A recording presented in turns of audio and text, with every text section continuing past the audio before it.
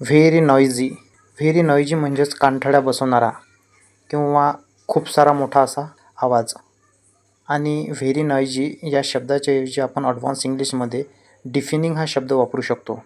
For example, the music at concert was deafening. म्हणजेच कॉन्सर्टमधील संगीत कानठळ्या बसवणारे होते. अशा पद्धतीने आपण व्हेरी नॉइजीच्या ऐवजी डिफेनिंग हा शब्द वापरून आपली इंग्लिश ॲडव्हान्स इंग्लिश बनवू शकतो. त्यानंतरचा अत्यंत महत्त्वाचा शब्द आहे व्हेरी ऑफन.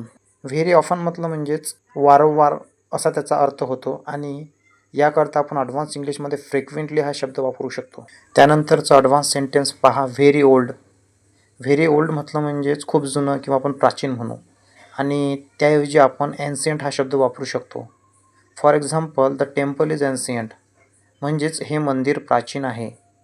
मित्रांनो, अशा पद्धतीनं जर तुम्हाला तुमची इंग्लिश ॲडव्हान्सकडे न्यायची असेल तर या चॅनलला सबस्क्राईब करायला विसरू नका.